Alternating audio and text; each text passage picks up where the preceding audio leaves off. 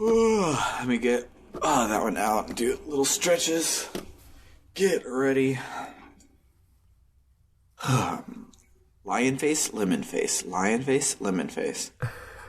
I wasn't actually doing the faces. I just was saying it for the mental image. Lion face, melon face. Honeydew face, cantaloupe face. Those are the same face.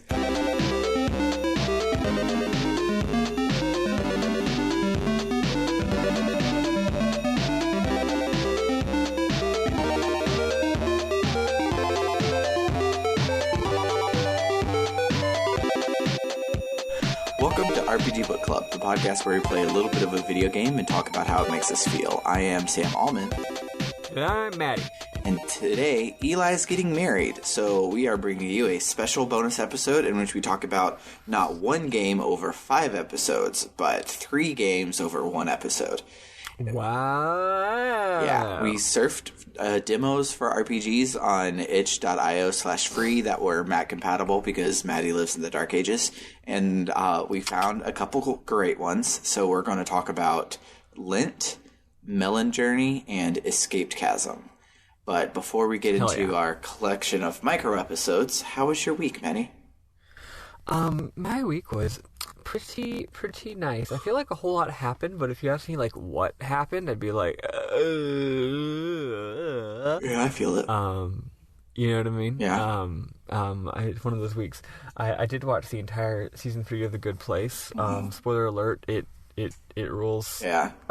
It's the fucking best. It hit me right in the feels, but also it turns out that they looked right into my brain and looked at all the dumb shit that I care about that no one else cares about, and they made a show about it. Yeah. The show...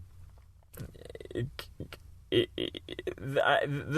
think the show's... I feel like the show's creators probably do not believe in God and in heaven, but their hypothetical ideas about God and heaven are very similar to my actual ideas about God and heaven, which is really cool. Yeah. Without I would not dare spoil literally anything about it. Oh, except that one thing that's great about it is not only does it have great writing and plot and themes and characters, but also this season's got some hella good fan service. Yeah. Like, which normally I don't even like fan service. Not even like just because like it usually means like grossness, but like as a whole concept, it's like no. Art is not about having a good time and being pleasurable. But this manages to, like, without it manages to perfectly fit into the plot some choice moments. Let's just put it that way. Yeah. Characters being shirtless, certain characters making out, you know how it goes. And just like, yeah, this is definitely what I came here to see. This is great. That's not true. I came here to see exegesis about the morality of hell, but I'm also down for this. Yeah. Yeah, no, it's great. Other than that, I don't fucking know. Life, whatever. Yeah. It's great, and it unfortunately, its greatness revolves around its big twist that's in episode 7 of the first season. So like, so much has happened that like you want to talk about, but everybody knows I can't spoil episode 7 for people. Yeah, here's the thing about The Good Place. Here's the thing about The Good Place. That show radically reconfigured itself every 5 fucking seconds. Yeah. But most of the radical reconfigurations are not. They're a huge deal, but it's like, yeah, sure, we get it. They are developments, not twists. Or even if they are twists. I remember telling Bernard, because Bernard watched it too. I said, hey Bernard, give me an estimate on how long you think the premise set up at the end of season 2 lasts in season 3 before they just completely do away with that premise and move on to something different. And he's like, 3 episodes max. Turns out it was exactly 3 episodes. Nice. But yeah, no, the huge twist in season 1 is so fundamental to the entire show that you literally cannot discuss anything after it. Or even before it, frankly. You just can't say anything about the show, period, at any point in time, unless someone's seen the entirety of season 1. Yeah. If you've seen season 1, like, I wouldn't mind minor spoilers, for season 3 or for season 2, but it's just like, it's really yeah, it's a good good show. I had no idea what it was about except the afterlife. And one night I was sick. I came home from work early and I sat in bed and I watched season 1. And I remember being up when Summer came to bed that night. She's like, "You were sick. You're supposed to go to bed." And I was like, "Yeah, but then this happened." And I couldn't stop. Anyway, what's up with you? For me, I have been dorking around in RPG Maker Fest for the 3DS, which most people are like, "Why would you do that one? That one doesn't let you do anything." And I'm like, "Yeah, it's like putting me in a box, and I only can do 3 things." Made a decision with the real cheaty hours. Yeah, so I just get to just make a game, and so I'm gonna do that and see what happens. And we'll see if it's any good. It probably won't be. Oh yeah, bitch. But I'm sure it'll be very interesting and cool. What's annoying me is there's only one character available with a beard, and I'm like, well, how the fuck am I supposed to do a self-insert character if there's only one guy with a beard? So, instead, my self-insert is a Junpei looking motherfucker because he looks old enough. Nice. You're not physically a Junpei looking motherfucker, but you're a Junpei looking motherfucker in where it counts. Yeah. Which is in your heart. Not my relationship to women. No. Only the good things about Junpei. You forget about all the bad things about Junpei. When we talk about Junpei, we're talking about the idealized Junpei. Yes. But yeah, it's really cool. One thing that's awesome, so a little spoiler to my idea is it's going to be a Narnia. But what's cool is a lot of the DLC is kind of a ripoff, and I'm glad that I didn't have to buy it. But the DLC will have the same basic character, but then dressed up in a bunch of different ways. So I can get the one that looks like a dude just wearing a shirt. And then there's also one that's that same dude, but he's a samurai. And so I'm like, hey, look, now I'm going to Narnia to Samurai Land.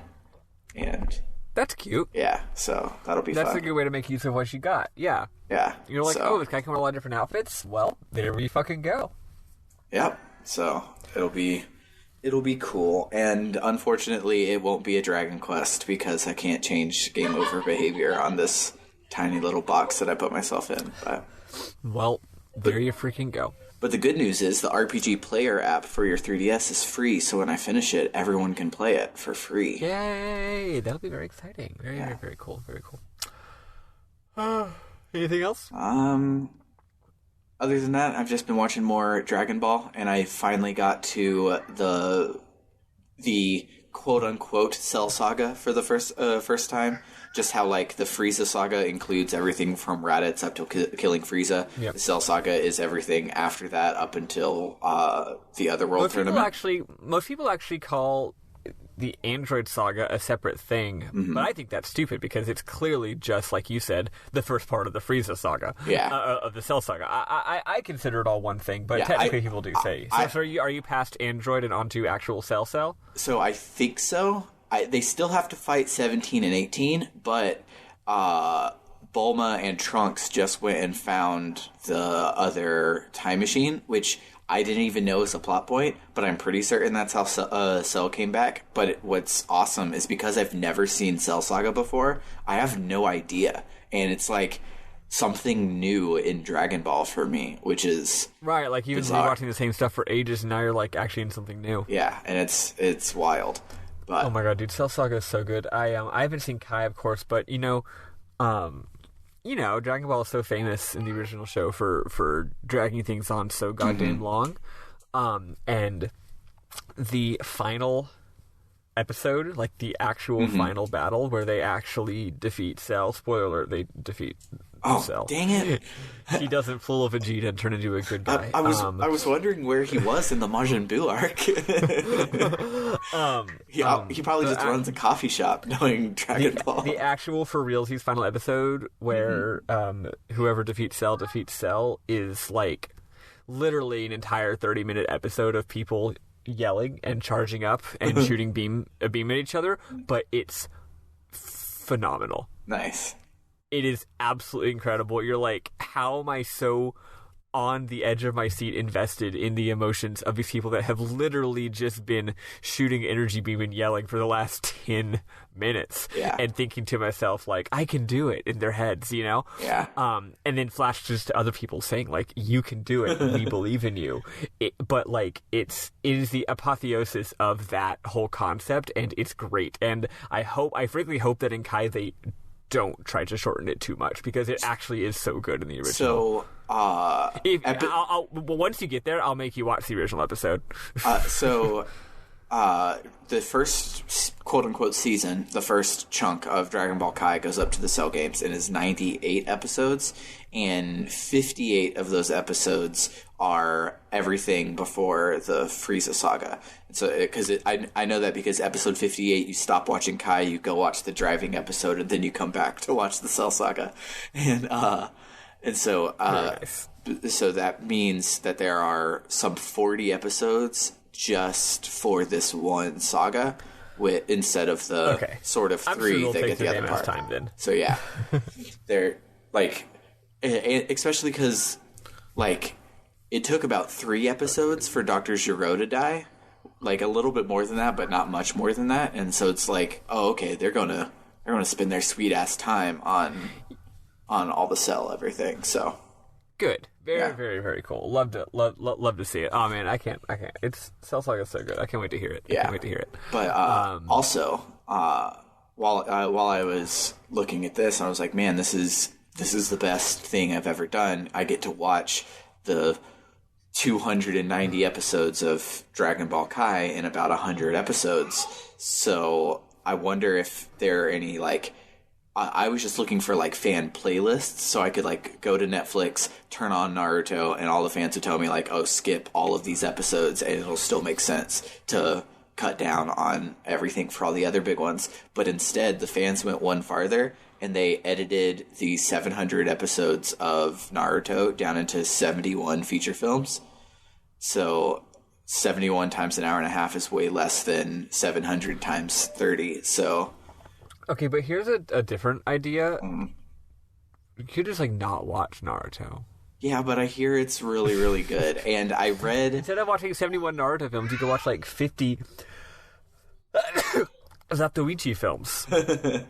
But I read the first, like, 23 Narutos back in high school, and I really liked them. So I just know that... Like, because, like, there's a website called... animefillerlist.com or something like that, and they list like how many episodes are considered pure filler and how many episodes are considered a mix, and Naruto's rating was like 55% filler, and so I was like, yeah, I don't want to, as much as I don't mind filler as a concept, like if I remember, ain't nobody got time for that. If I remember correctly, in Bleach, which also has a super high one, the manga went on hiatus for like 5 fucking years. So there's like 5 years where they just went on different adventures. So it's not necessarily like 70%. At that point, that's more like just like extra content, extra arcs. Yeah, like I don't mind that, but looking at Naruto, it's like just every 5 episodes is like, oh, let's have an episode where Naruto tries to steal ramen, and I'm like, I don't want any of that. I just want people to punch. I just want people to punch a lot. But totally. Yeah, so I found one for Naruto, for OG Dragon Ball, and for One Piece. And so maybe I will watch... I like One Piece. Maybe I will watch all the giant animes without taking the rest of my life. But... Very nice, yeah. Then you can have some kind of opinion on Naruto. Yeah. Basically every person I've talked to who has watched Naruto, like the consensus about Naruto is like, look, you should not watch it. Like, you cannot justify that amount of time investment. However, here's the problem with it. It is actually an incredible work of art. But you are not going to see that it's an incredible work of art until you have watched 200 episodes. Yeah. And therefore, it's just like, we're not saying it's not an incredible work of art, but we are saying we absolutely cannot justify you actually watching it. So do not actually watch it. But just be aware that it is actually incredible, but also don't watch it. Yeah. I'm just like, yeah, that sounds... I guess I'm just going to have to not watch it and take your word for it. Yeah. There are actually 2 edits of Naruto. There's one called Naruto Cut to Manga and one called Naruto Kai. Naruto Kai has better filmmaking quality. Naruto Cut to Manga has better Not being long quality. Well, no, I think they're about the same length, but Cut to Manga is they also cut out all of the intros and outros, but like you have to have them. It's an anime. Like, what are you doing? Yeah. What do you even do if you cut those out? So, Naruto Kai uses a standard def crappy source for like the first 55 chunks type thing, and it's like, damn. But Cut to Manga uses HD for the whole thing, so... Why would I cut to manga when I could cut to the feeling? That's right, folks. I'm talking about Carly Rae Jepsen. Nice. But, yeah, we've wasted 27 minutes talking about Naruto. Talking about anime, so let's talk about some games. Let's talk about these fucking games. All right, so first up is some music that is played in Lent, the first game we'll be talking about. But I don't know if they wrote any of this music or if it's stock music, but we will play it anyways, and then we will talk about... Play it again, Sam.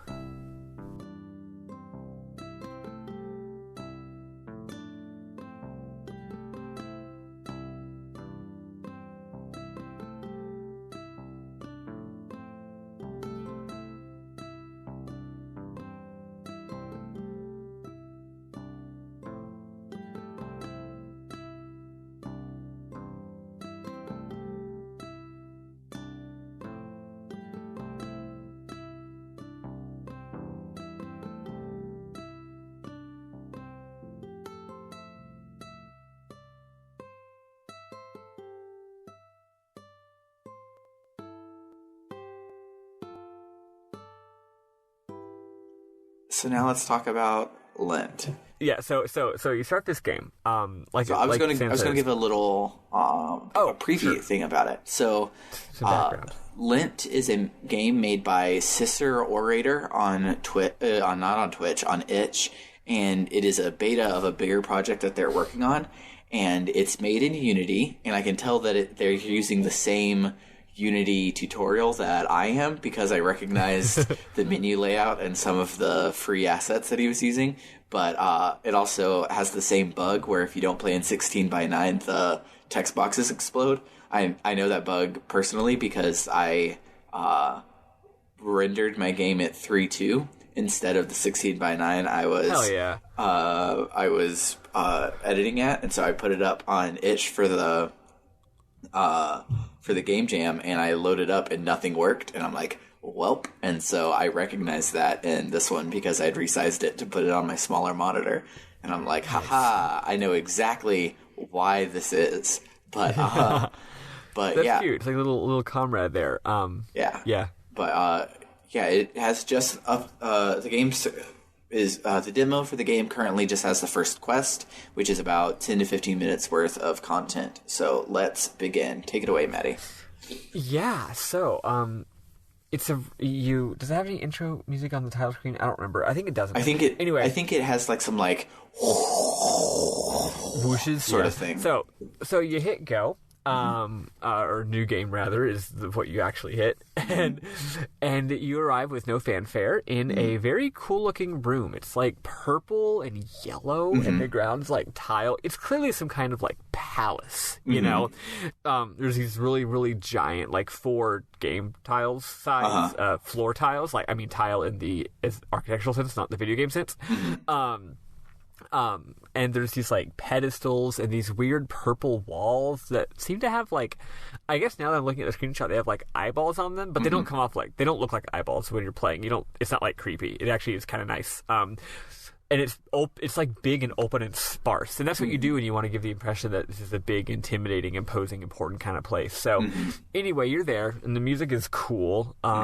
This whole game's got cool music. So you walk north, and there's a bunch of pedestals, and first there's a little thing that says, basically it's a tutorial telling you that you need to hit the arrow keys to move around and then click the mouse or hit E to inspect. But the wording is very interesting. It says something like, it calls you the player, or you the player character, a remotely controlled instance. And it's like, a remotely controlled instance in entropy, in all caps, needs to move around. You can do this using, this can be achieved using the arrow keys or whatever. And then you talk to the other pedestal, and it's like, curiosity is a symptom of life and entropy. You can do curiosity by hitting the E button, which is, clicking on shit. So right off the bat, it's pretty interesting. Also, Sam, what would you say that this player character looks like? He is a little pumpkin head man with headphones. He's wearing like a cloak and pumpkin head and headphones, and he has Philippe from Aquid's like face. Yeah. I love him. He's a cute little boy. They don't say that he's a boy, but he is in my head a boy, even though I named him Maddy after. Oh wait, no, you don't get to name. You don't get to name. So this yeah, one. yeah. So anyway, you go up more north. And you see all these pedestals, and the pedestals give you some lore. I'm just going to read the lore straight up because it's very interesting and not that long. Yeah. The first one says, "Once there was nothing," and you can probably tell the way by the way I'm reading which of these words are going to be in all caps. Yeah. Once there was nothing, then there was everything. With everything came entropy. Entropy led to life, which then led to then led to death. Next pedestal. It became that life cannot exist without death, and vice versa. Entropy has become what fills the gaps and exists in between them. Because it exists between the lines of life and death, entropy's actions are oftentimes unpredictable. Its only constants are its love of chaos and its abhorrence of order. Entropy knows that by existing, it is leading the rest of the universe back to nothing. Sometimes it welcomes nothing. Most of the time, it lives in fear of it. Despite its fears, as entropy, actually there's a typo here, instead of as, it just says SS. As entropy, once again, I thought it said fears nothing, but actually it says nears nothing, which is not a typo, I think, but it's rather what they're trying to say. As entropy nears nothing, it becomes more powerful. With its power comes a burning need to alleviate boredom. Entropy does this in any way it can. Recently, entropy has taken to antagonizing its counterparts, life and death. It's only a matter of time before entropy goes too far. ... So nice. Some really cool lore. Mm-hmm. It's like philosophical shenanigans. Yeah, I think it's cool. It's kind of, in some ways, it almost like sums up human existence. Yeah. It's like we're in between life and death, and we gotta kill time, basically. Yeah, one thing I like about it is it's this heavy sort of like big heady thing here at the beginning during your tutorial, and then spoilers in a second, when you go to the real world, everyone's like chill and just hanging out, and it's just like filled with ennui, and it's just like this cool like contrast thing, and it makes me interested to see if they finish this thing. Yeah, totally. Yeah. So anyway, so you go up and you talk to the thing in the middle, which is a big, I don't know, like antler heads, weird, scary. It's just a critter of some sort. Named Entropia. Yeah, actually Entropio. Entropio? Yeah. Or, it's hard are you sure? Because the font, if it's slightly triangle on the bottom corner, I'm looking at a screenshot right now. Okay, because I compared to the at first, but then later realized I was wrong.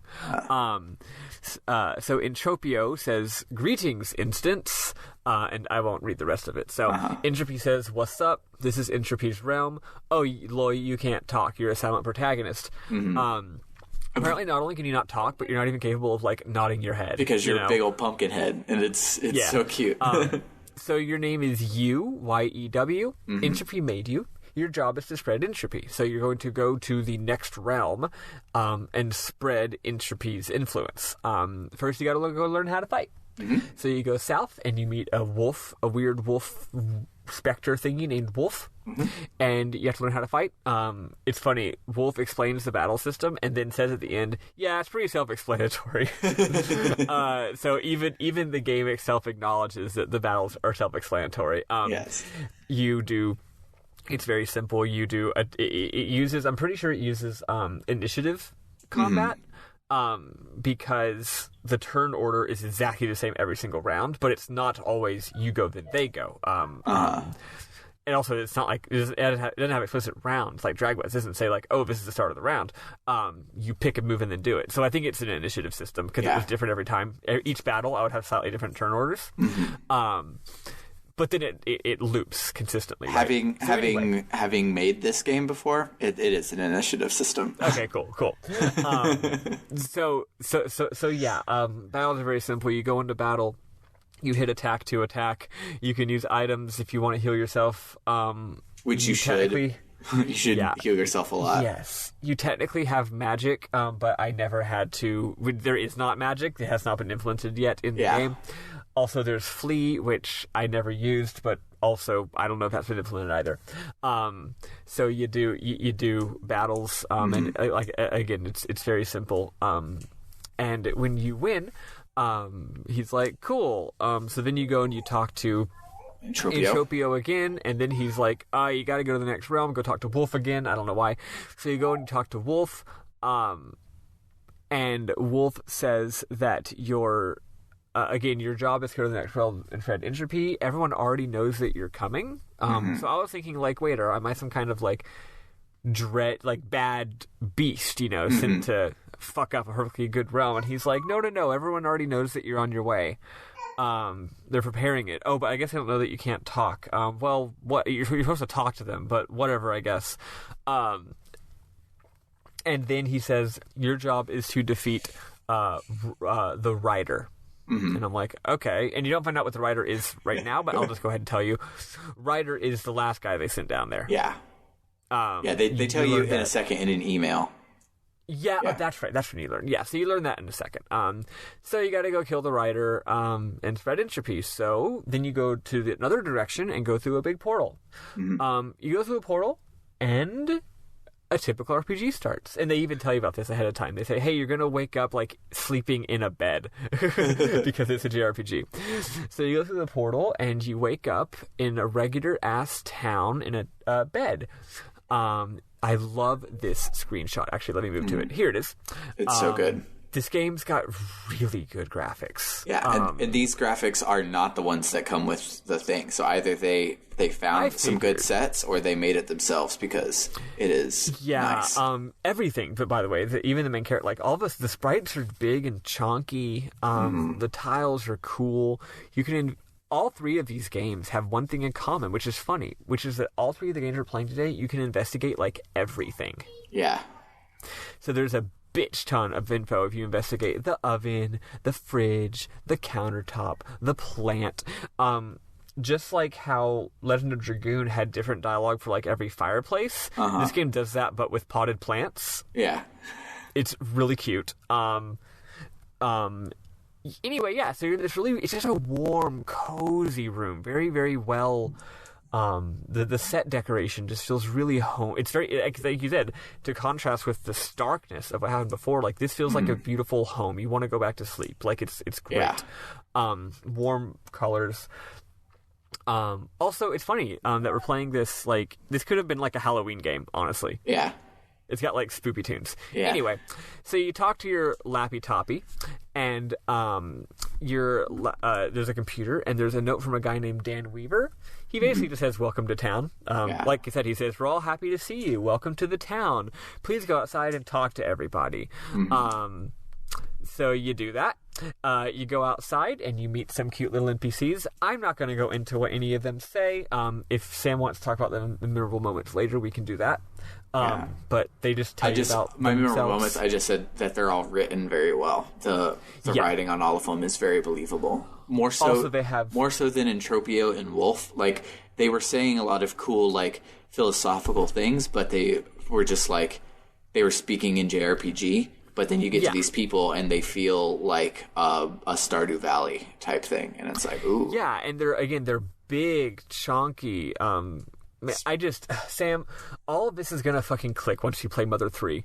Yeah, it definitely felt like Mother 3. Mother 3 was such an enormous fucking influence on this game, and it, like, yes, it was an influence on Undertale, but, like, the people who made this game have clearly played Undertale, but they've also clearly played Mother 3, not just Undertale. You know, it's like, oh, did they play the original inspiration or the filtered inspiration? You know what I mean? But yeah, but the big unique NPCs are definitely a very Undertale thing. You meet some various characters, you go to the shop, and eventually, after you've talked to everyone, you talk to Fran again. And Fran is just this cute brunette lady, and she says, my dad, who's probably the Dan Weaver who sent that email, because her name is Fran Weaver, my dad has been kidnapped by some kind of fucking ghoul. I'm not very good at fighting. Please go get him. Please go rescue him. So you go off to rescue him and you go to the forest. There's a boulder in your way after you get to the end of the forest, which is one screen long. So I'm like, there's a boulder. So I go back and Fran's like, oh, there's a boulder? That's weird. There's one boulder before. It's a little bit more mysterious than just there's a plot boulder. Anyway, she joins your party.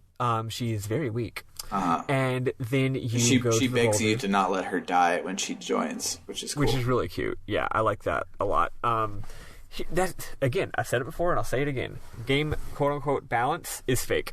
Yeah. At least for a single player game. And even for multiplayer games, frankly, because social and meta game interactions can mitigate actual design issues, just like Super Smash Brothers. For sure. Yeah. So anyway, whatever. So hell, I'll just be through to the end here. So you go. Let me click. Oh no, not that many clicks. You go inside of the room that was previously bouldered, and it was a bread factory, by the way. And inside is another very, very strange, unique, interesting looking room. There's like this small checkerboard tile on the floor. There's these big pipes that have like moss hanging off of them. And then there is a very, very giant sprite of he looks like he's wearing almost like a wetsuit, like a tight black outfit. And he's got a tight black outfit, and his head is a giant piece of bread, and on top of that is fire. He's got a flame of fire on his head, like the goddamn Holy Ghost, and he's standing, like, floating, like surfing on top of a giant floating piece of bread. And I'm like, oh, that's a boss. And there's no dialogue, no fanfare, no nothing. You just walk up, and you can't investigate anything in the room, so you don't learn anything more about the room. You can't click on shit. You talk to this guy, and you don't talk to him. You just run into him, and all of a sudden you're in a battle with the bread rider. Like Ghost Rider, but with bread. It's good. And it's a stupid fucking hard fight. It wasn't hard at all for me. You didn't have to go level up? No. Wow. For me, it was. He would kill my friend in one hit. And me, that's strange. Maybe I grinding. Maybe I casually leveled up more than you did. But yeah, but I can't imagine because it's like one screen. Well, there are a couple of glitches on the Mac version, so that could have made it different. Yeah. The glitches might not exist on the PC version. But yeah, for me, I was just like, are you kidding me? This game is like such a simplistic, like nothing game, and I'm having to go back and fucking grind. That's funny. I had to grind for gold, which took ages. Because you get very little amounts of gold, and all I had enough to do was buy. All I had enough was I leveled up my character each once, which doesn't give you your stats don't go up very much. If they make a full game, they're gonna have to adjust those fucking numbers. Yeah, for sure. Like that was a lot of work for very little stat upgrade. And then I go to the store and I bought. There's a a low level sword and a high level sword, and a low level defense and a high level defense. All I had enough for was to buy one low level defense and put it on you. I instead bought him the low level attack, and maybe that's what it was. Is I just maybe how much attack were you doing to him? I don't remember numbers. I just know that he would. Oh, by the way, there's no Phoenix Downs in this game. Do you know that you could just use a potion to heal Fran, right? I thought about that, except anytime I had an opportunity to do that, and I considered, like, I wonder if I can just heal her with a potion, which, because there's no Phoenix Downs, I always, the strategic option was always to do something else. So I never tried. But thank you for informing me. Yeah, I always was having to heal myself or hit the bad guy, right? Yeah, so you would survive hits with like 40-ish points. So if he hit Fran, I would heal Fran the next turn, because then he would hit you and he would survive it. So then the next turn he would probably hit Fran again, so I could get in 1 or 2 hits with you. Gotcha. See, so if you level up once, what happens is Fran can actually take 1 hit. It'll do like, he'll take her down to like 5 health and then kill her on the next hit. And he can take 3 hits. Nice. Which is real nice. But yeah, the weird thing about the boss is he does an absolute bitch ton of damage, but he misses like 3/4 of the time. So yeah, you'll just get a bunch of turns where you're just wailing on him, and then he hits you, and you heal, and then you keep wailing. But at any rate, yeah, so you beat the boss, he goes down. It's really funny how much thought I was putting into it, even though it's like so simplistic and nothing. He dies again. There's no dialogue or anything. You go back to the map screen, the field map, and he's not there anymore. And they haven't implemented whatever comes next. Yep, and that's you just walk where around, the demo and that's is. the end of the game. If you go back into the bread factory, he respawns, so you can keep fighting him if you want to. That's good, because I didn't save at the end, because I was like, if they implement whatever happens next, I will have like missed the trigger. Yeah. Right? Because I already beat him. So I couldn't save at the end. I was like, because I'm sure that his death will trigger a plot thing. And I mentioned that if they implement this, if they implement that, because here's the thing. Even though this game is like basically nothing, I fucking liked it. Yeah. I liked it a lot. I'm really invested. The premise was mysterious. The graphics are big. I paid $5 for this just because I felt like being nice. Because it was on itch.io where you can pay what you want, and I like to support people, and my paycheck was bigger than expected, so I was like, here, I have $5 fucking hell.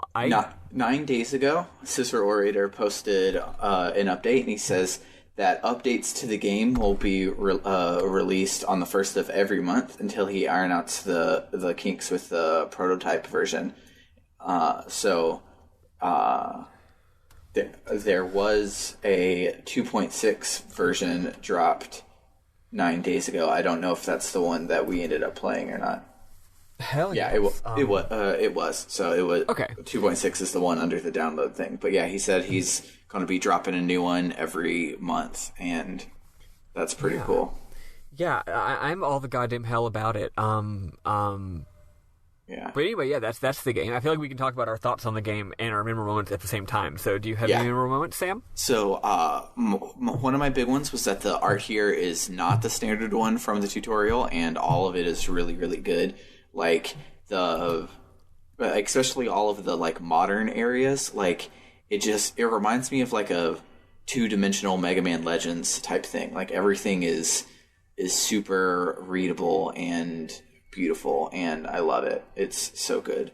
My other one I had was just that the human characters were written really well. Like you meet one guy and it's Mr. Daniels, and you talk to him and he's like, yeah, go and talk to my boy. So you go and talk to him, and he's like, hi, my name is Jack. Yeah, that's right. My name is Jack Daniels. My dad has a problem. And I'm just like, oh, okay. And I really liked it. It's some good shit. But yeah, that's basically all that I had. I really enjoyed it because I didn't take down a lot of memorable moments because I just was going through it, and it was actually really cool to watch it in this super basic state, because you got to like see all the wheels turning, both in the like how he made it and also what he was thinking about. Because, like, he obviously really likes the world, and so the town is hella filled with shit. The Entropio place is filled with shit. The battle system, you just have an attack that doesn't even have an animation, and that's it. And so it's like, he definitely is loving his world a lot, which is always great to see. Hey, CicerOrator, in case you ever listen to this, not to, like, you're doing a great fucking job, and not to be like, oh, you should listen to me or some random ass person, but if you haven't played Space Funeral, you totally should. Yeah. And that's simply because Space Funeral does such a good job of, like, I clearly don't give a shit about the battle system. That's not the important part of this game. And yet it is still, like, a valuable part of the game. Yeah. You know what I mean? Like it's hard to toe that line. Like, it's hard to not put a ton of work into a battle system because it's not the point of the game, but yet still have one, because there is value to having one. It changes the vibe of the game as opposed to just being a game where you walk around and talk to people. Yeah. Anyway, it's cool as shit. Do you have any other memorable moments? No, those are the only ones I have. Mine are, in general, I like the spooky vibe. I like how it's got this whole autumnal Halloween vibe to it. Your main character's got a pumpkin head. The town has all these, it's clearly fall time. All the trees are different colors. And also one funny thing is when I go back to the town, all the houses look the same. Oh, you can't go into any of the houses, which is so nice. I didn't have to waste time exploring. I was like, thank God, because if I could, of course I would have to. Yeah. Because that's how exploring works. But all the houses look identical, but your house literally has a couple of little jack-o'-lanterns out in front. Yeah, I which love is that. like, you're the pumpkin guy. So that it reminded me of which house was mine, because I wanted to go back into my house, which is funny. Other memorable moments, I think we already pretty much covered it all. Like I said, the stuff at the beginning, like, maybe it was just JRPG gibberish bullshit, but it didn't feel like it. It was like, no, this feels like you're trying to say something here. It seems like this is going somewhere, and I'm really interested to see where it goes.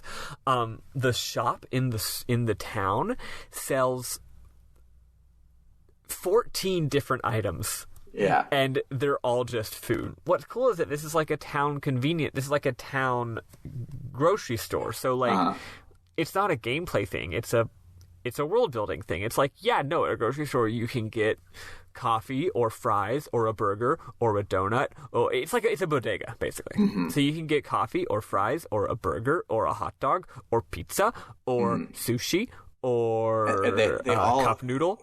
They all cost about the same, and they all heal about the same, which is 20. But the things you get from killing monsters heal you 100. So it's like not worth it to go in there at all. No reason to buy them. If it turns out in the full game or in the expanded game there was some reason to buy them, that would be cool. But I also don't mind it being the way it is here. It's very cute. I want to mention 2 glitches, just again, I don't know, in case you're fucking listening or whatever, and also to warn you. Also, because it's interesting. Sam, did you get the HP glitch? No. Did you get the dying before you save glitch? Yes. Oh my god, let's talk about that shit. It's it's actually fucking great. Okay. So yeah, I was stupid and didn't save, because if you don't, we've talked about this. If you don't put save points in your game, if you can save anywhere, people are actually just going to save nowhere. You're going to forget.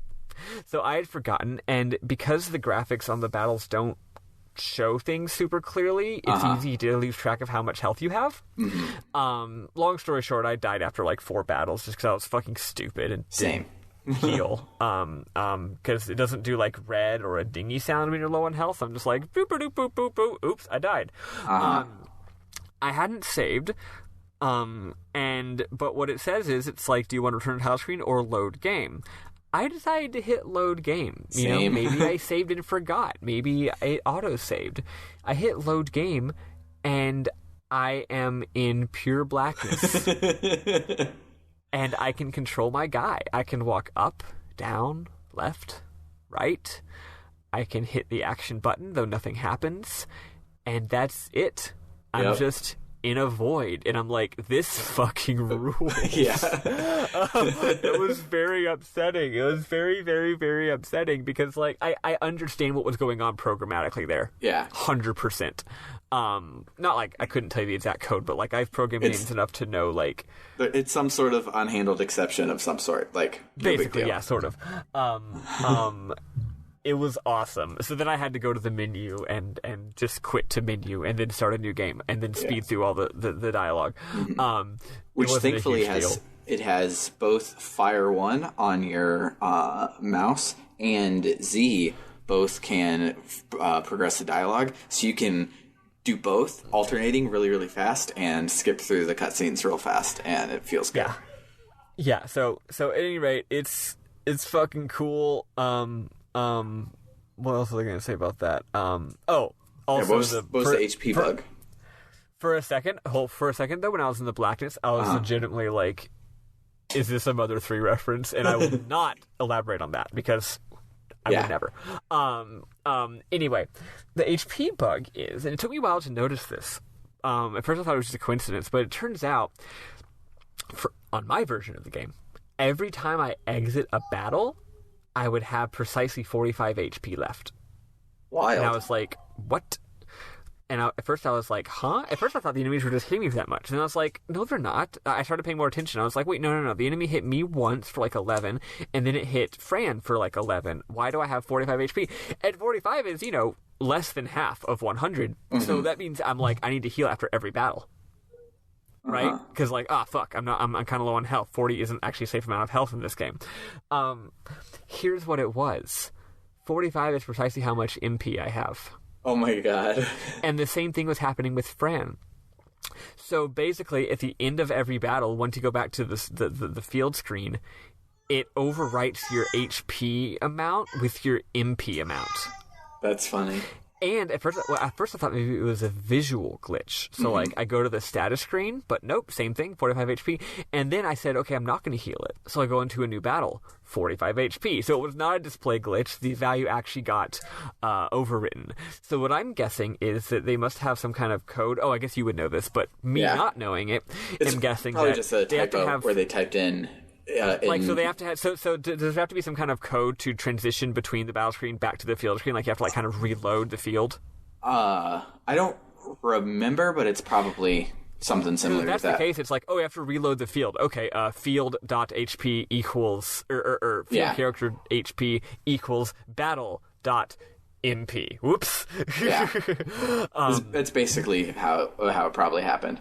But yeah. So anyway, in case you're listening, buddy, fix that one. Yeah. Just because I don't know. I probably saw it and just didn't notice that it was exactly 45 each time. It's just quite subtle enough. I mean, it took me half an hour to notice it. So, but yeah, that's it for me. Fucking great game. I am legitimately very, very interested to play the rest of it. So good job, guy or girl, person.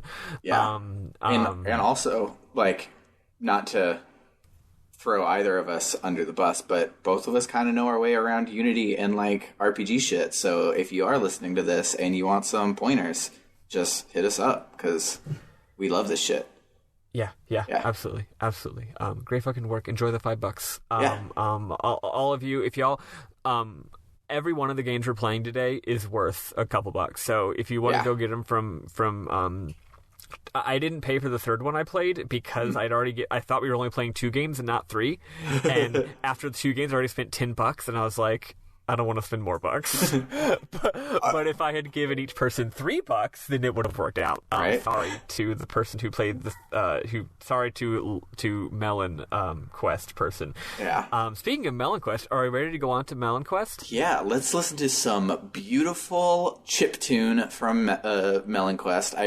I wish I could put every single song on here because Melon Journey has such a good good job with the music, buddy. Too. I really enjoyed the music. Was fucking weird. It was like plinky, sparse bullshit, but I really liked all of it. So good job with that too. If you actually wrote any of it, I don't know if you did or not. Good job. Anyway, now let's go on. Yeah. So Melon Journey, the music you're about to hear, was so good that while I was playing it, Summer literally texted me and is like, "Whatever you're playing, the music is so pretty," because it is. So.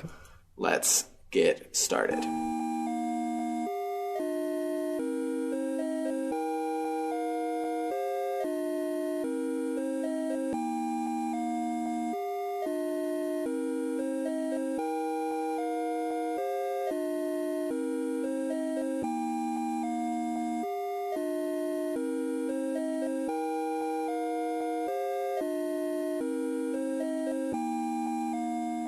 All right, so Melon Journey. Let me pull up its itch page so I can elaborate more on it.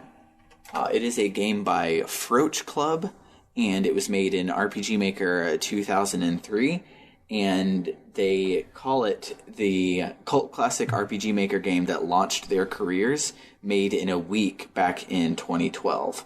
So apparently, Froach Club is a big deal. Let me go to their view all. Yeah, I don't know who they are or what their career is, but unless that's just my god, they're making a Melon Journey 2, and it's claymation. Hello, can you hear me? Yes. Did you hear me? Okay. Yeah, you just cut out for a second. Yeah. Make Melon Journey 2. I saw that. That's tight. And so they have a whole bunch of stuff, and it all looks great on their itch. But Melon Journey is full of inside jokes to them and their friends, which is great because it just made the world feel lived in and weird. And I didn't mind that I didn't get any of the inside jokes, but I got all of the weird vibes, and that's good enough. Yeah, normally I don't like, inside jokes or references, but I didn't realize that that's what was happening. Yeah. I thought it was just being weird and earthboundy. Yeah. But anyway, So this game's cool as hell. You start the Melon Journey, and the first thing you get to do is you get to pick what's your favorite, cantaloupe or honeydew melon, and obviously honeydew melon. I picked the boy. I don't remember what his name was. That one's cantaloupe. Cantaloupe. Okay. I picked honeydew melon because I was being honest. That is my actual way better than cantaloupe. Honeydew melon is like Italian fingers. Mwah. Yeah, but also it means you're picking the girl. So there you go. Hell yeah. So you're and you're Maddy. So you start playing. The whole game has this not actually realistic Game Boy, but like Game Boy vibe aesthetic, where everything's sort of green, like a light pea green. It's beautiful. It's really close to Game Boy. I think there's 5 colors in it, and the Game Boy only could do 4. But like, that's way better than a lot of fake Game Boy things that I've seen. The screen is much bigger though. It's default RPG Maker size.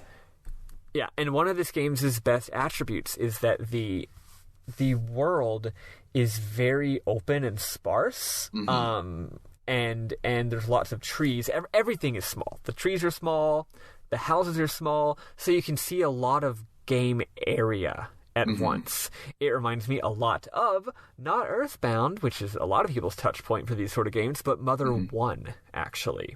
Okay. If you were to look up Mother 1 screenshots, you'd be like, oh yeah, I see it. But yeah, so anyway, you wake up. What is it like? You wake up and you were There's actually a lot of plot at the beginning that I didn't write down. What you do is you wake up the night after a storm, and you had bad dreams, and you look around. You're camping with your friend. Yeah, you're camping with your friend during the storm, and you look over, and your friend is missing. So you say, okay, well, I'm going to head into town and look for them. And so in my notes, I basically just put what follows is a huge convoluted trading sequence, and it's almost primarily memorable moments.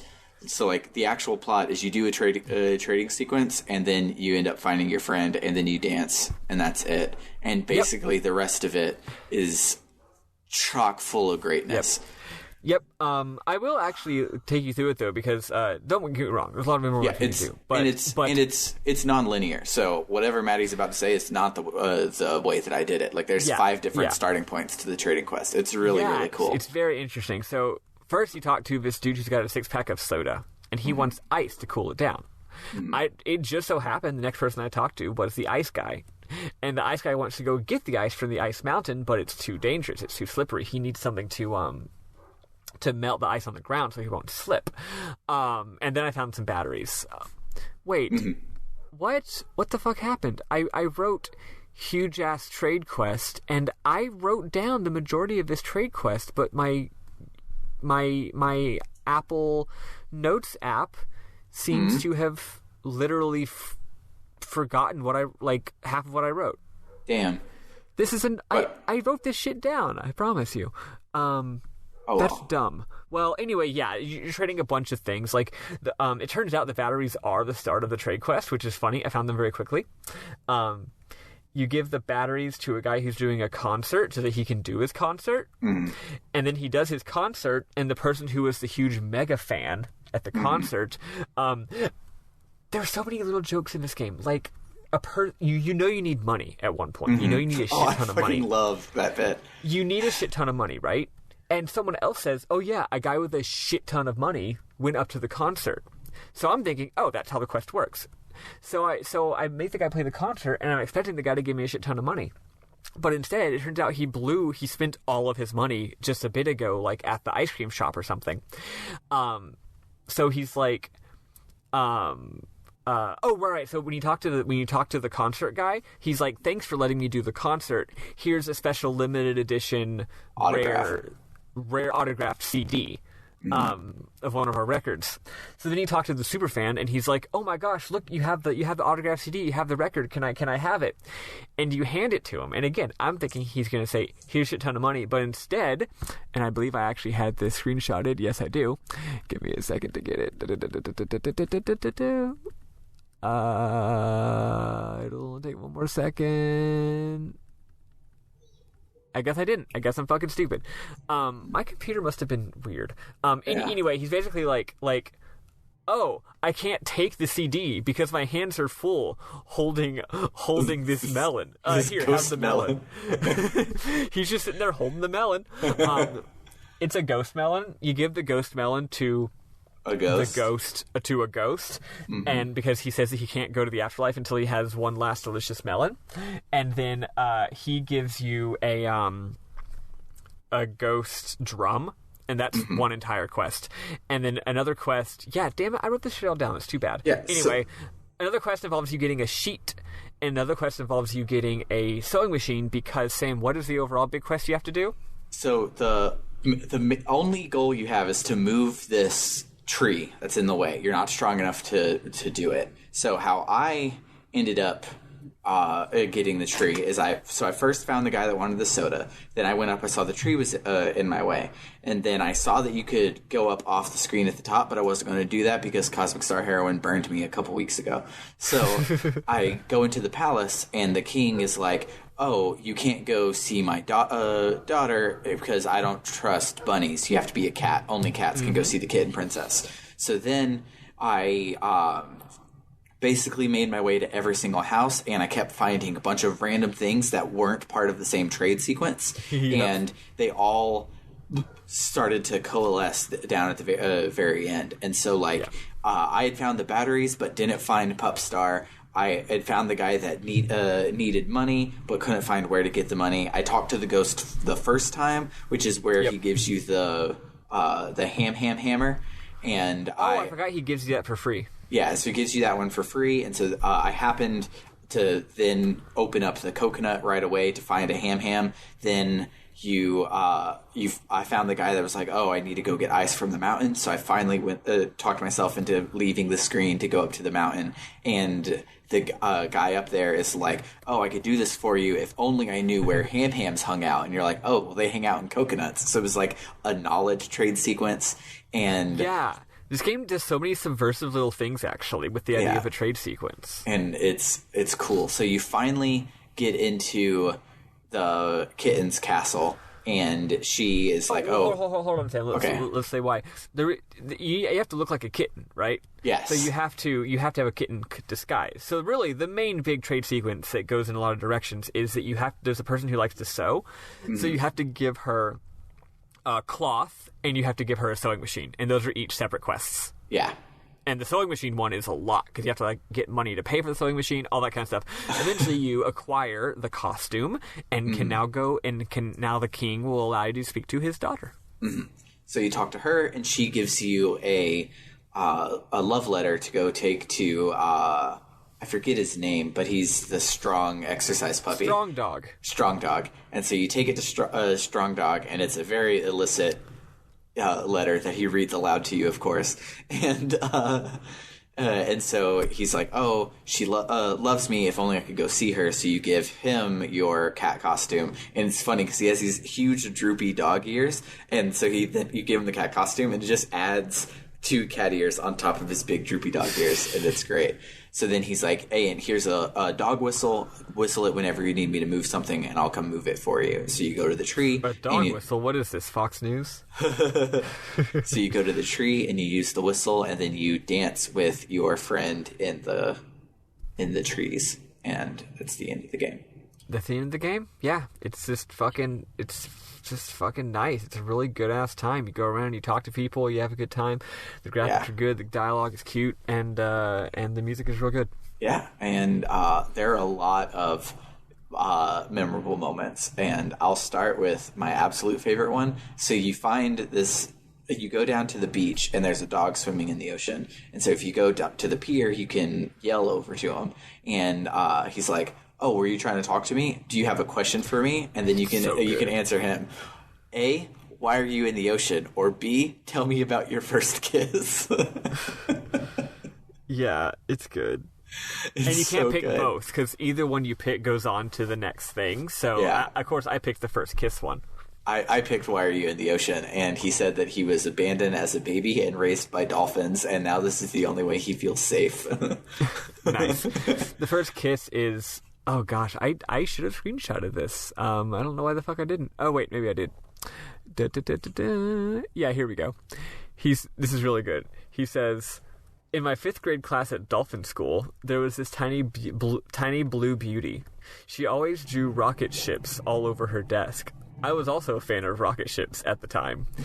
Anyways, long story short, we ended up smooching behind a coral reef. Come to think of it, that's the only time I've ever kissed anyone. Ahem.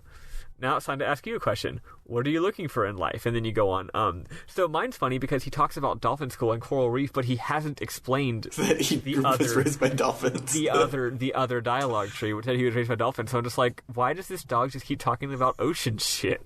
And you get no explanation. It's good. No, it's the dog is really good. I have another one, and this person isn't a part of the trading sequence. He's just an NPC, but he is precious, and I love him. You talk to him, and he goes, I got 2 things on my mind. Small bugs and long socks. One of those, agreed. But, oh, sorry, I didn't take notes on this part. I just took a screenshot every time I did a trade.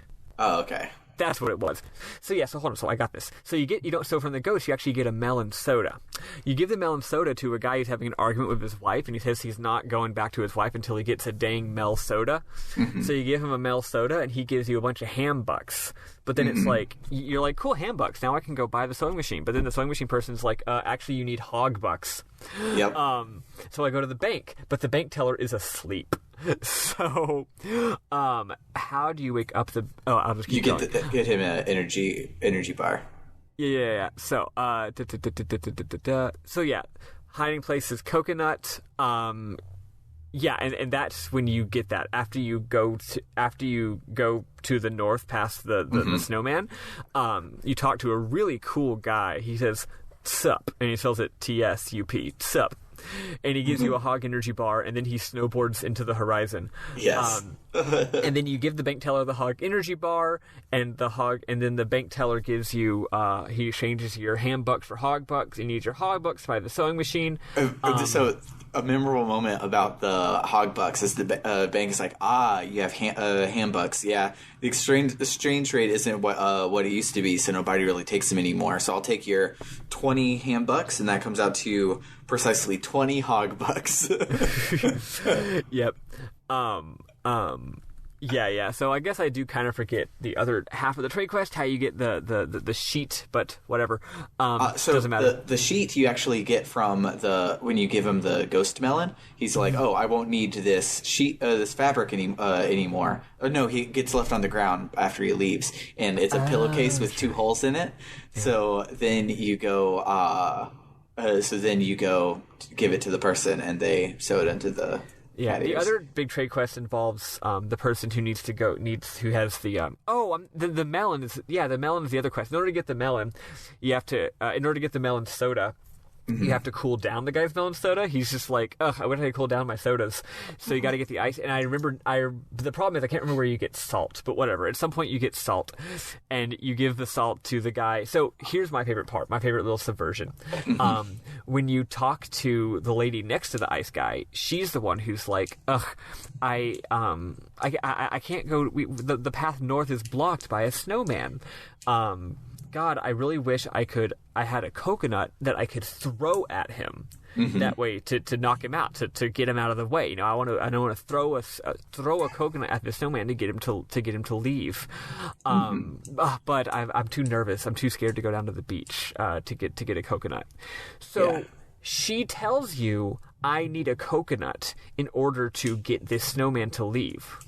So you go down to the beach, and you get a coconut, and you crack open the coconut, and inside of the coconut is a tiny little ham, and the tiny little ham tells you that hams like to live in coconuts, and telling the snowman that hams live in coconuts gets him to move. So the lady tells you what to do, but you don't do what she tells you. You get the coconut, but not to give to the lady to throw at the snowman, but rather to just talk to the snowman and get him to move. But either way, it's the same hint. It's hilarious. Yeah, it's so good.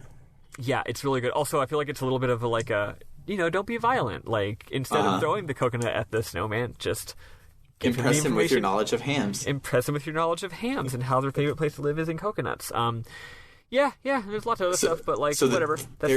There's one final memorable moment that I love. So the whole town is surrounded by the same tree sprite everywhere, and it's all of it is set up in an uneven row pattern, like making like little diamond shapes.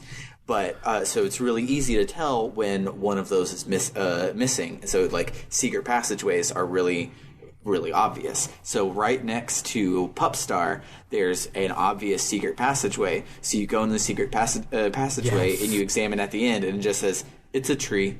It's a tree. Yep. None of the other trees have dialogue boxes, but this one that it knew that you would go and investigate, they put one there to just say, it's a tree. It's great.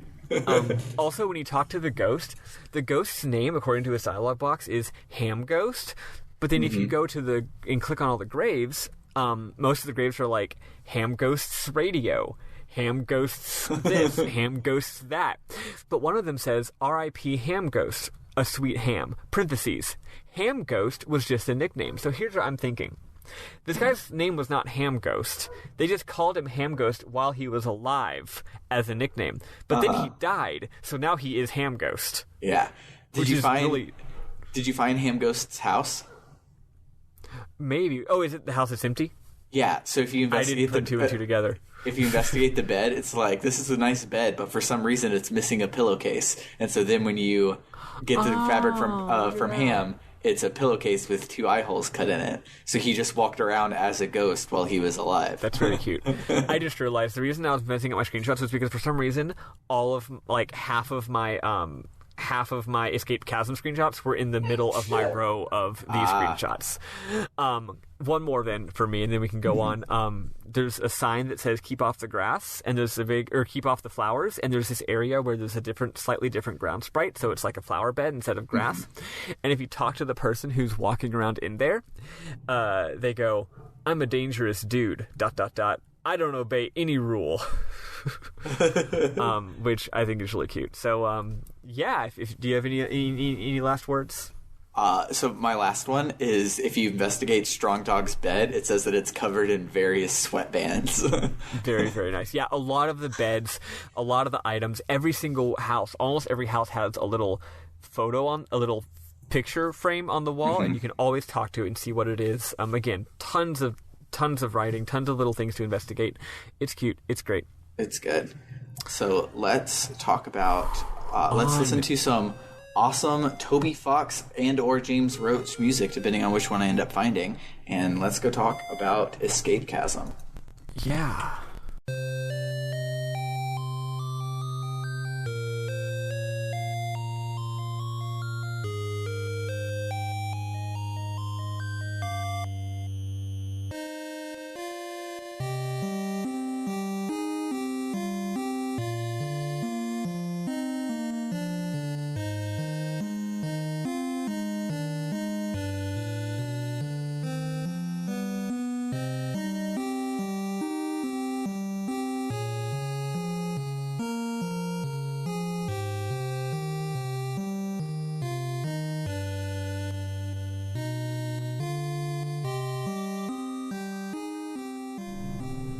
So yeah, Chasm. I didn't realize this, but so I've been following it for a while because it popped up on my Twitter, because Itch does a random preview every now and then, and it'll be like, oh hey, here's a free RPG Maker game that just came out called Escape Chasm, and the screenshot was a lovely shade of blue, and I'm like, that's cool. I'll add that to my list, and it's been floating around as a game we should talk about for a while. Yeah. I had no idea that it is made by Temmie, aka Temmie Goes to Kuleg from Undertale, and it is a spiritual sidequel to Undertale, and it's good. Yeah, it's really good. It put me in a weird mood afterward because there's so many feelings. It's heavy. Yeah. So yeah, you play this game, which is made by Temmie. Is Temmie a reference to a real person, I guess? Yeah, her name is Temmie Chang. And I guess she helped with Undertale and thus got a cameo in Undertale? Yes. Okay, yeah, she does a lot of pixel art, so gotcha. So the really cute NPC Temmie from Undertale is also a real person named Temmie, and she made this game. Mm-hmm. And she writes in a similar way. Like, her self-insert in the game is very similar to Temmie from Undertale. Yes. So this is like her brand, as being this cute, dumb, ditzy little person who's got lots of emotions. Yes. Which I agree with, which I identify with. Yes. So yeah, this is not a actually, I guess the only one that was a demo was the first game today. The other two were complete games. This starts off with a beautiful, animated cutscene. It's elaborate. This girl is dreaming, and she says that when she dreams of a magical other place through the eyes of another girl, and she wishes it was real. Then she wakes up, and everything is blue.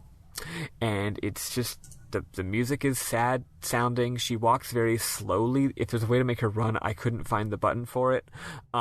It's made in RPG Maker MV, which I think does have a run button, but I think she turned it off. One of the options menu had an option that said always be running, and you could turn it on and off. But I couldn't use the options menu because the Mac version has a couple glitches. Yeah, including it crashes if you open the options menu. So one thing that's cool is in the forums of the thing, somebody ported it to the web outputter of RPG Maker MV. So and that one, the bugs in the Mac version are the bugs in the everything not Windows version. So they fixed it in that one. So if you want to go and check out your options menu, you can do so in the web version. Also, am I mistaken, or does this game not have a save feature? It does not have a save feature. Yeah, which is interesting. Yeah. Even though you write in your diary, which usually is what makes you save in a video game. Yep. So yeah, you gotta do it all in one go. So anyway, this girl's dreaming, and then she wakes up, and it turns out that her mom and dad aren't back yet. And also, when you investigate things, sometimes it'll be a close-up animated image, which is, again, lots of graphics in this damn game. If you talk to her she was the pixel artist on Undertale, so gotcha. She's and I saw there was some contributing art too, artists as well, that might help with the cutscenes, because that's a lot of work for one person, no matter how talented. On her thing, the story, illustration, pixel art, cutscene, and pixel animation was by Temmie Chang. The music was by Toby Fox and James Froach. Special thanks went to Arkea, who did RPG Maker specific help, Yanfly, who does a bunch of plugins for RPG Maker, the Stephen Lavelle made a sound effects program, and some random dude who just did a YouTube tutorial. So she did all of the art. I thought I must have misread. Everything. I got to follow you about Stephen Lavelle at some point, by the way. He's my favorite indie game designer. I've never heard of him, but his link is right here. He's ink repair. He's fucking awesome. Anyway. So shit's really sad. Her pet, which is a pet snake named Melody, isn't eating. She's like, Melody hasn't eaten in a while. I don't get it. I don't know what's going on. I just put together did you get the secret stuff at the end? The pages? Yeah. Okay. I just put together why Melody isn't eating and why Melody is not even there on the second day. This game's good, guys. Yeah, so anyway, she writes in her diary, and she clearly just hates herself, and she wishes that she was the cool girl that she pretends to be in her imagination. The first day you can explore if you want, but you don't really need to. The game is a series of days, and you go around your house, and each day, basically there's certain things you have to investigate to advance the plot, and if you don't, then when you go back, if you go to the bed, she'll say, I'm not tired, and if you go to the diary, she'll say, I'm not ready to write in my diary yet, I don't have anything to say. So that's how you know, I gotta go click on more shit. On the first day, though, you don't have to do anything, really. You can just write the diary and then go to bed. But if you actually do. You have to talk to Melody, and you have to look at whatever thing brings up a cutscene on the bed, because when I died... No, that's true. But you don't have to do anything outside of the room. No. You don't have to leave your room, yeah. Because when I got the bad ending and I knew I wasn't even halfway done with the game yet, I had to go back and do it. So the first day you do go and explore, though. So you explore, there's a lot of stuff. This game does the same joke as the Legendary Dragoon fireplaces and the Lenten potted plants, but with trash cans. Most things you talk to, it says it's like a sentence, like it's a fridge or a stove, or you're afraid of the stove, or look at all the files in the file cabinet. But when you talk to a garbage can, it just says kitchen garbage can, or bathroom flavored garbage can, or basement garbage can. It's really cute. I don't know why. It's just a weird little. So my favorite thing about that is I've got to the bathroom flavored one last, so it was just like I checked everything, and every time I got to a garbage can, it just would be like kitchen garbage can, living room garbage can, basement garbage can, and then I go up to the bathroom and it's a bathroom flavored garbage can. That is cute. That's good. Yeah, so you investigate. You learn a lot about this little girl. She seems like she's very scared and shy and just not happy at all. If you click on the mirror, the full body mirror, it has a portrait of her, and it says it's you, and then it says you're looking cute today. But then after it says she's looking cute today, she like takes a few steps and then has a little dialogue of her saying like ... So I think it's like she doesn't feel like she's cute today. Yeah. Which is funny because who's saying that? I guess it's like the narrator saying it, but then she doesn't agree. Anyway, you can also watch TV. If you watch TV, it's your favorite show. And it's like, it's just anime shit. It's like these three heroes are trying to defeat a villain, and one of the heroes is like, I'm going to activate my power. And then it's like, will they win? Tune in next time. And then she's like, oh my God, I love this show. Oh. Is that on the first day? Yeah. Oh, because I didn't explore the first day. So the first time I looked at the TV, it was just the eye. Yeah. So the important thing about exploring the first day is you don't have to. But as you'll see, the second day things have changed, and that's very dramatic, right? That's really cool. So anyway, so important things. Yeah, the TV, you actually watch your favorite cartoon show, and it's actually like an animated cutscene. And also the radio is playing, or not playing, it's not doing anything, but it's like, oh yeah, your dad's always playing old-timey music on this radio. And then also there's a recliner chair in the living room. Anyway, eventually you go to bed, and you have another dream. This is actually a flashback, not a mystical dream. She seems to have moved to a new place, I guess, and her parents aren't there, and there's other kids that are like maybe making fun of her or don't wanting to be her friend. So she loses herself in drawings, and she's mostly drawing pictures of this creature, which I think is like her like persona kind of thing, right? She wishes she could be this creature in this magical realm.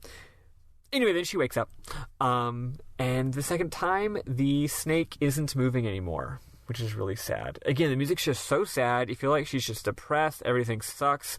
The snake isn't actually dead. She says it's not moving, but she thinks it's sleeping. How do I help the snake, right? You go to the TV and try watching it again, and it is just a fucking demon eyeball screen with an unblinking eye in the middle of it, and it stays on the screen for like 20 seconds. Yeah, I thought when you're like, it's her favorite show, I thought you were kidding because of the eye. No. So the second day, it's a fucking creepy eye, and that's it. And again, doesn't comment on it. Well, no, it does comment on it. It's like, you stop watching the TV, you don't want to watch TV anymore. Mm-hmm. And then you go to the radio, and this time around, the radio makes a creepy sound. And now you're scared of the radio. And if you talk to the recliner chair, it's like a different chair.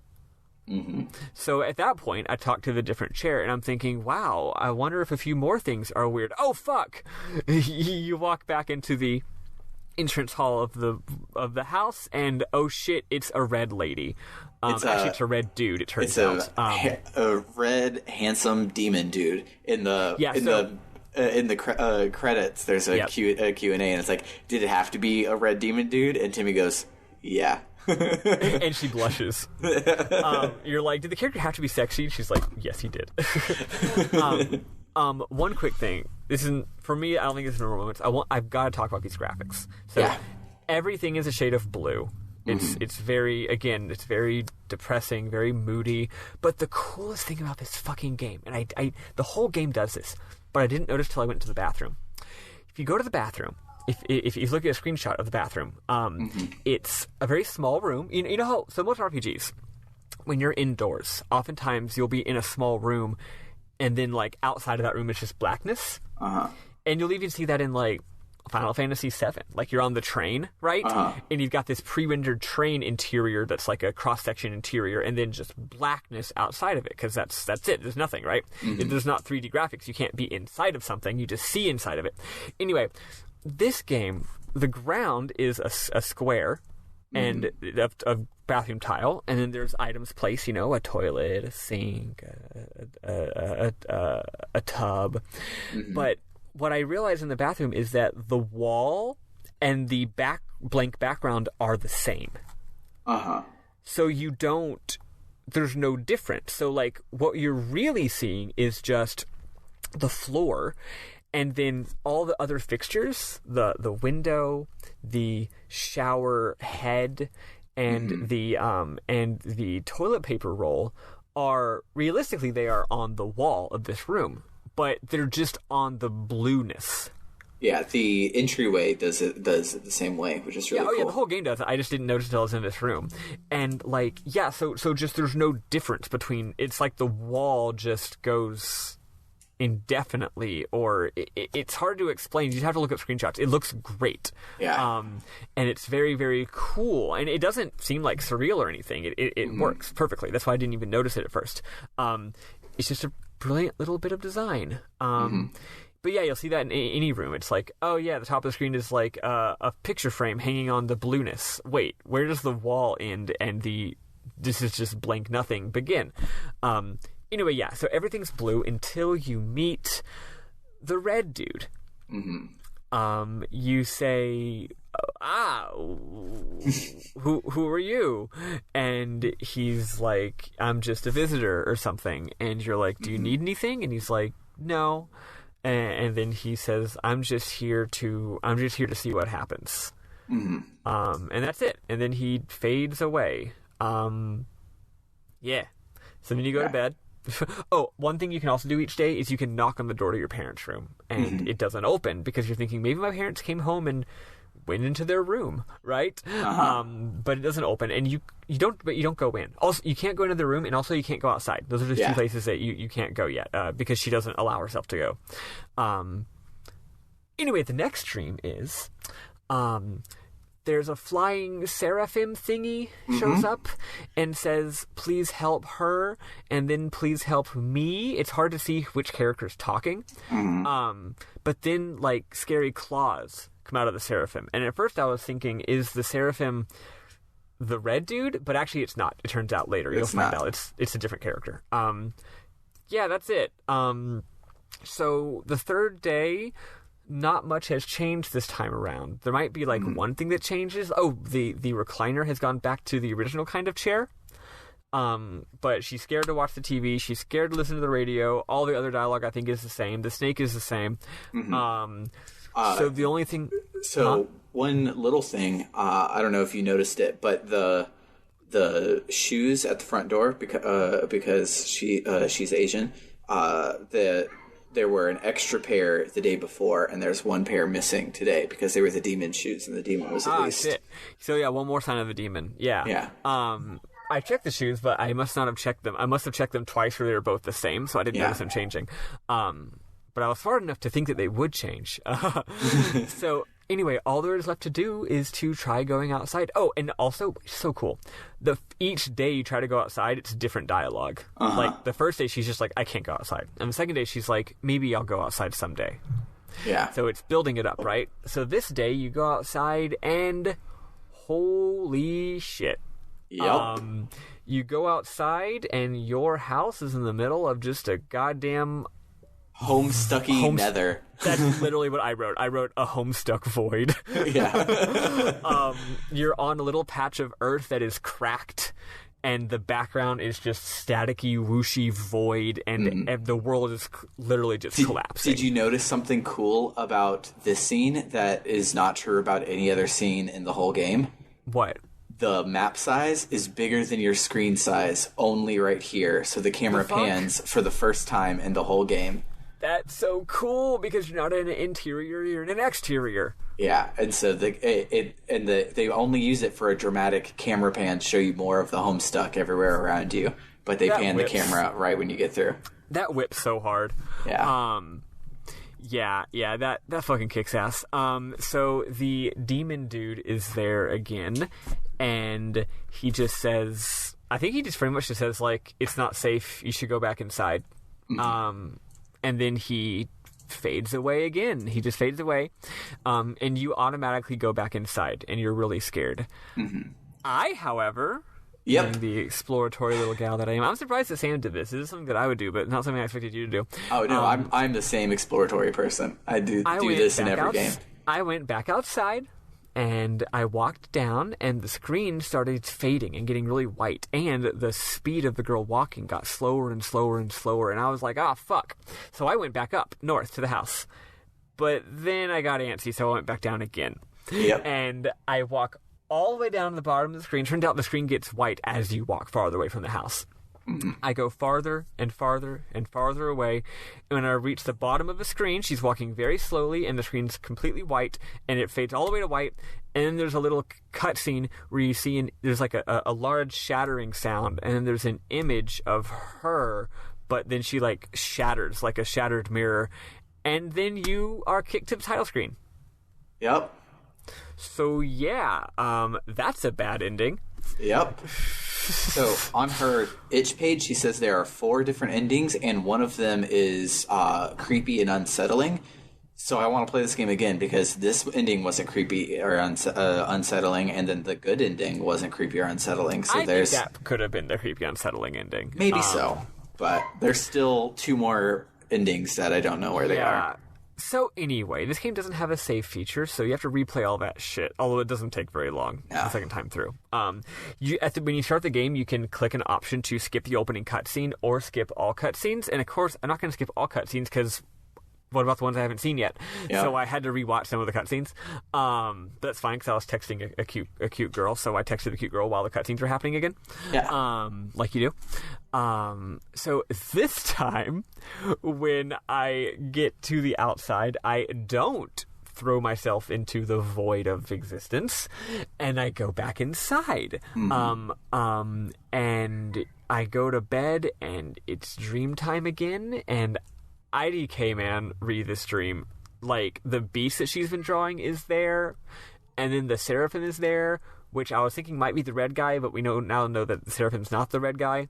And then the beast turns into the Seraphim, and then Temmie, or not really Temmie, but the main character has, like, big, enormous bunny ears, but the bunny ears look like they might have, like, the creepy eyes on them.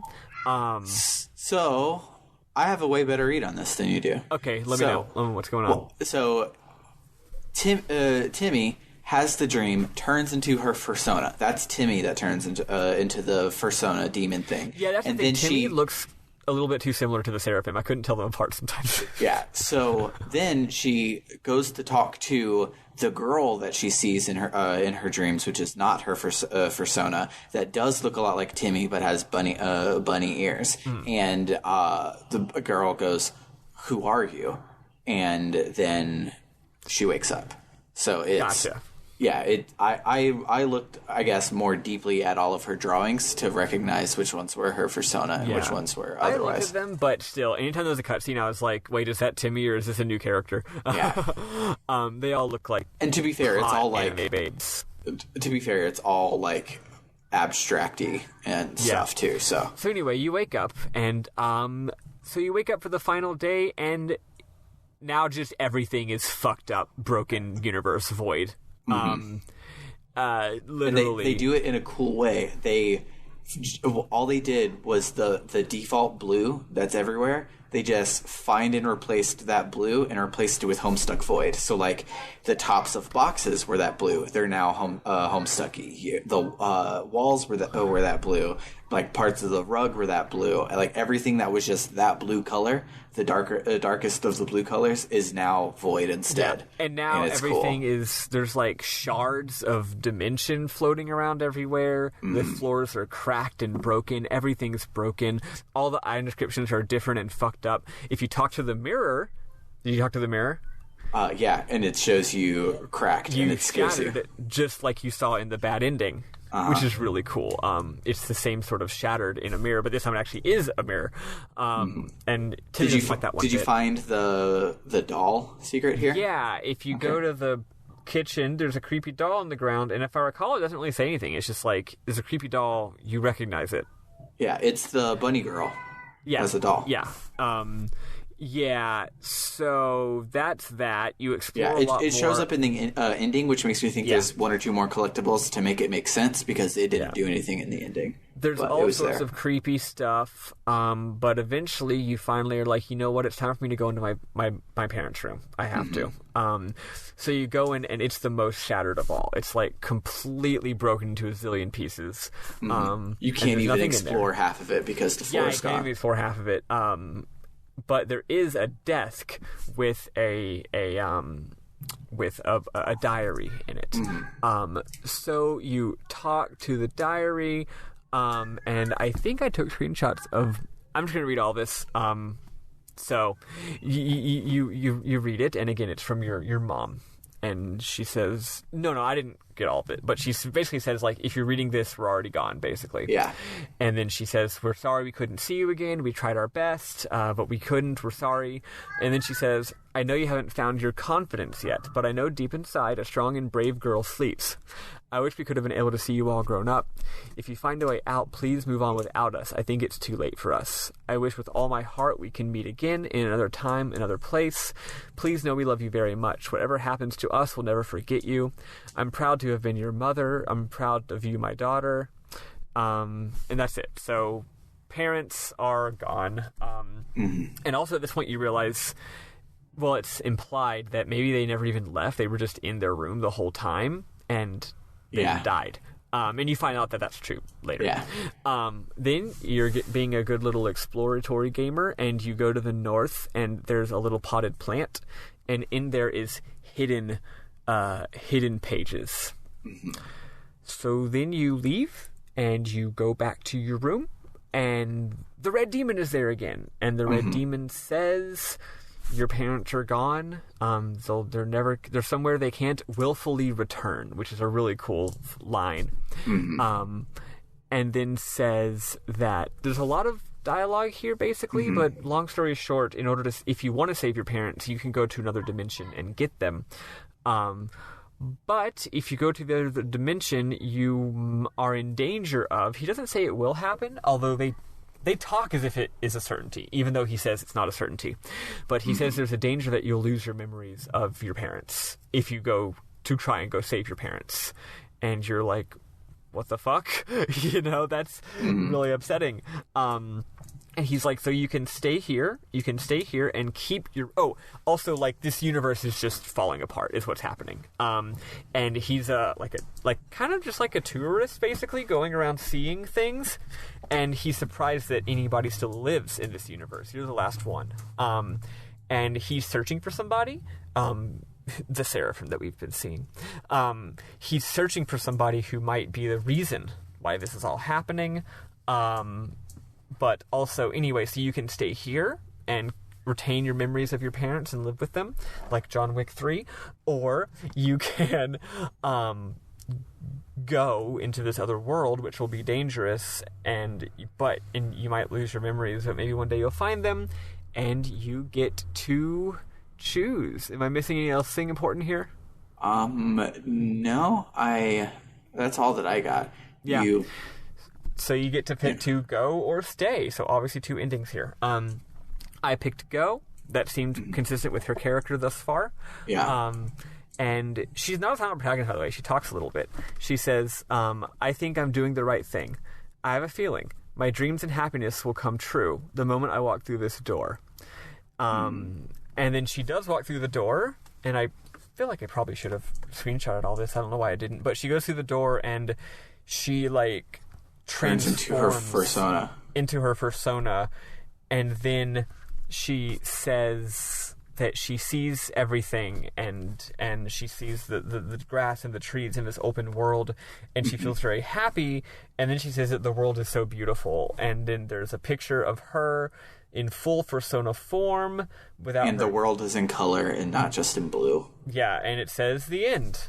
So that's the ending. Except after you hit the button, you then go to sort of a developer room where you get to hang out with Temmie. Yay, Temmie. Who is adorable, and we love her, and she says a lot of cute things. One thing is she says, please hire me, I need work. Yeah. Which is really funny.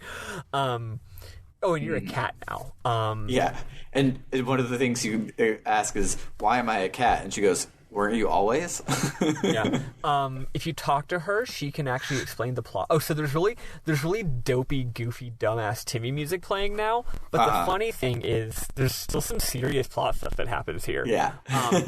If you talk to her, she kind of explains the ending of the game. She says that she the reason she transformed was because of the corruption from her world caused her to transform.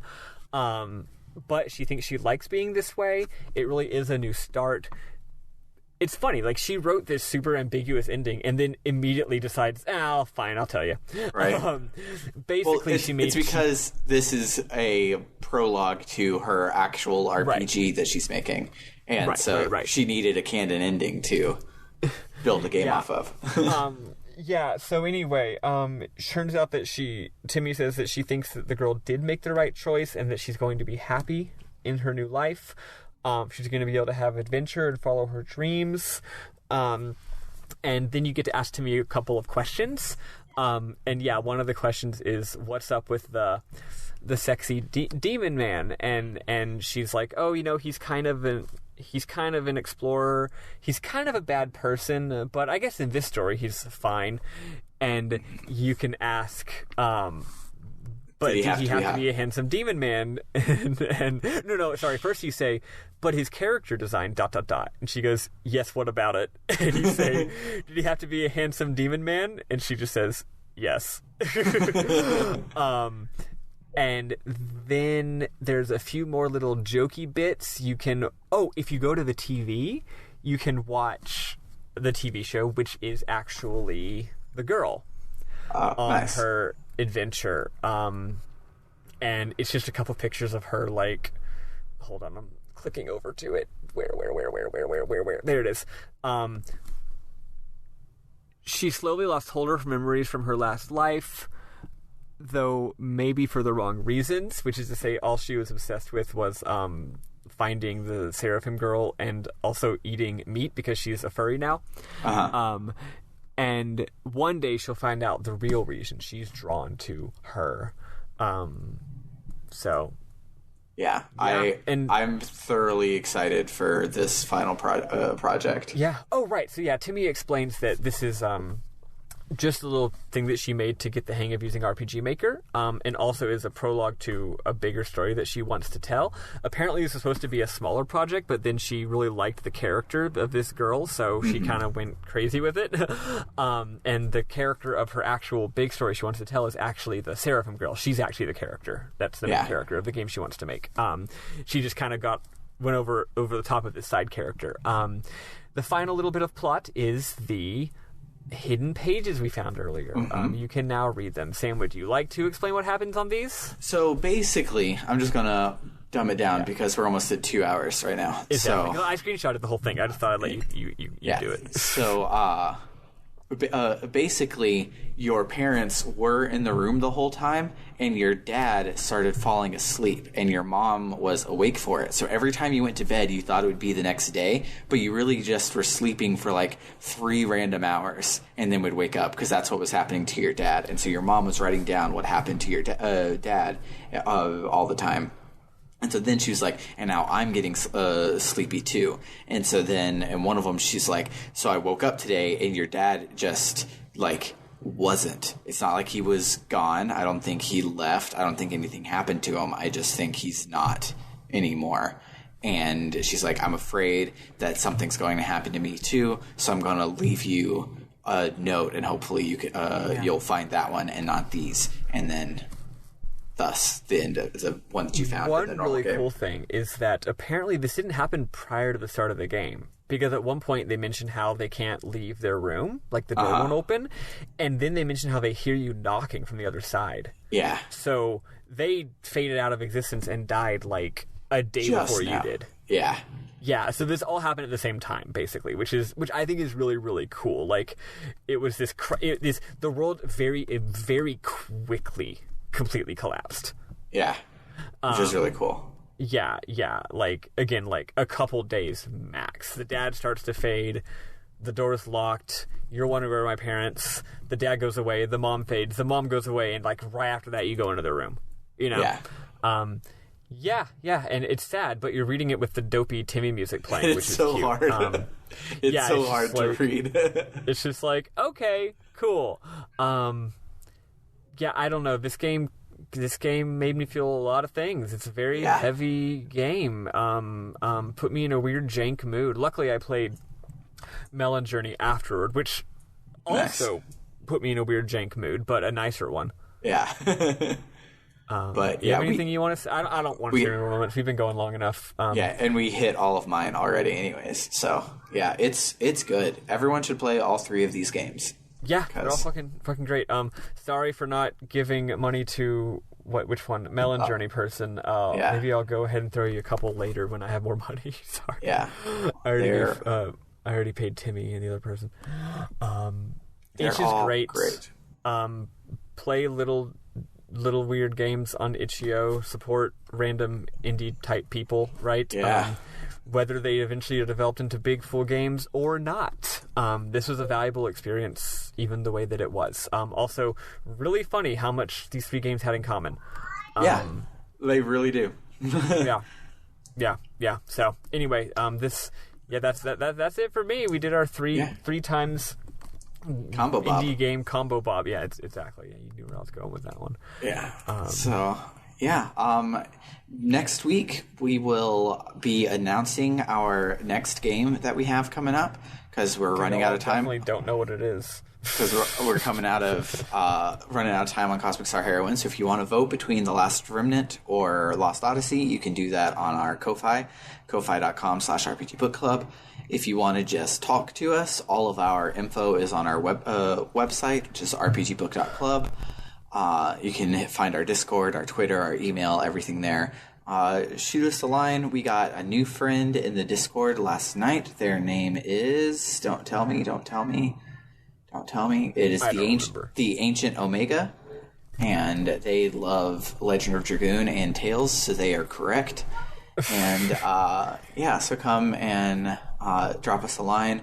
Oh, also, since last week, I was like, I don't think anybody will buy a commissioned game for a while, but they're up if you want it. And that day, Francesco bought one.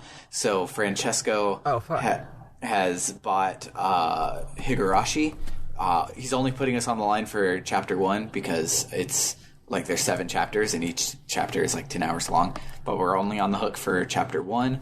So I then had to make a Google Calendar because him doing that unlocked Halo. So now we have to play Halo.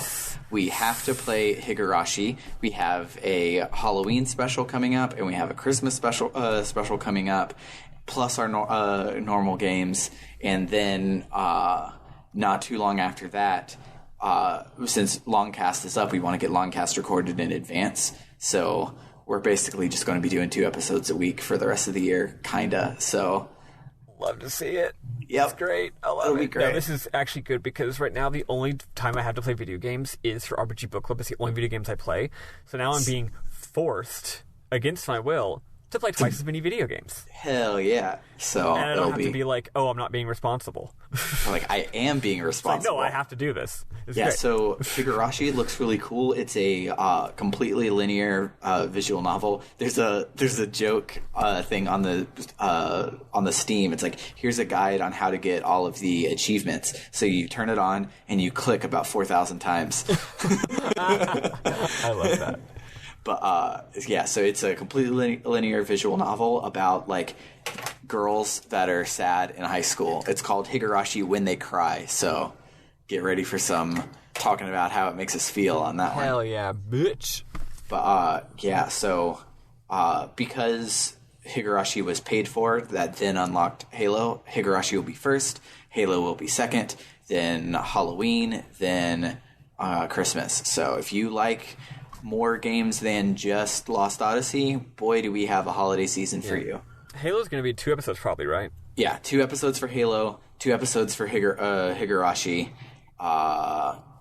Spoilers, 25 episodes for the thing we're doing for Christmas.